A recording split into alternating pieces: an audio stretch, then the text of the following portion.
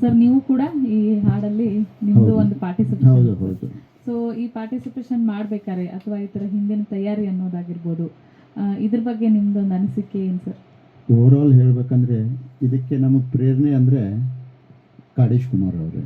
ನಾವೀಗ hobby singers ಮಾಡಿ ನಾವು ಒಂದು ಗ್ರೂಪ್ ತಯಾರು ಮಾಡಬೇಕು, ಅದಕ್ಕೂ ಪ್ರೇರಣೆ ಅಂದರೆ ಕಾಡೇಶ್ ಕುಮಾರ್ ಅವರೇ. ನಾವು ಇದನ್ನೆಲ್ಲರೂ ಒಟ್ಟಿಗೆ ಸೇರಿ ಒಂದು ವೇದಿಕೆ ತಯಾರು ಮಾಡಿ ಹಾಡ್ತಾ ಇದ್ದೀವಿ. ಅದಕ್ಕೆ ಸಂಪೂರ್ಣ ಬೆಂಬಲ ನೀವು ಕೊಟ್ಟಿದ್ದು ಕಾಡೇಶ್ ಕುಮಾರ್ ಅವರೇ. ಇನ್ನು ಹೀಗಾಗಿ ನಾನೇನು ಹೆಚ್ಚಿಗೆ ಹೇಳೋಂಗಿಲ್ಲ. ಗೋಕಾಕ್ ಬಗ್ಗೆ ಅಂತ ಆಲ್ರೆಡಿ ಕಲೀಲ್ ಸರ್ ಇತರ ಕವಿತೆ ಮೂಲಕನೇ ಎಲ್ಲ ತಿಳಿಸಿ ಹೇಳಿದ್ದಾರೆ. ಅದಕ್ಕೆ ರಾಗ ಸಂಯೋಜನೆ ಮಾಡಿದವರು ಕಾಡೇಶ್ ಕುಮಾರು. ನಾವು ಕೋರಸ್ ಅಂತ ಹೇಳಿ ಸಾಥ್ ಕೊಟ್ಟೇವಿ. ಹೀಗಾಗಿ ಅದ್ರ ಬಗ್ಗೆ ಹೆಚ್ಚಿಗೆ ಏನು ಹೇಳಲ್ಲ. ವಾಯ್ಸ್ ಆಫ್ ಗೋಕಾಕ್ಗೆ ಇದ್ರ ಬಗ್ಗೆ ನಾನು ಥ್ಯಾಂಕ್ಸ್ ಹೇಳಕ್ಕೆ ಇಷ್ಟಪಡ್ತೀನಿ ಅಷ್ಟೇ. ನೀವು ಕೋರಸ್ ಹಾಡಿದ್ರಿ ಅಂದು ಸರ, ನೀವು ಹಾಡ್ಬೇಕಾದ್ರೆ ನಾನು ನಿಮ್ಮನ್ನ ಅಬ್ಸರ್ವ್ ಮಾಡ್ತಾ ಇದ್ದೆ, ನೀವು ತುಂಬ ಎಂಜಾಯ್ ಮಾಡ್ಕೊಂಡು ಹಾಡಕತ್ತಿದ್ರಿ.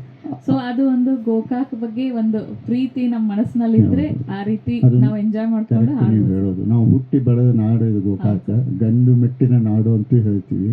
ಮತ್ತು ಇದು ಜಗತ್ ಪ್ರಸಿದ್ಧ ಅದರ ಗೋಕಾಕ. ಕರದಂಟು ಆಯಿತು, ಯಾತ್ರಲ್ಲೂ ಆಯಿತು, ಎಲ್ಲತ್ರೊಳಗೆ ಜಗತ್ ಪ್ರಸಿದ್ಧವಾದ ಇದು.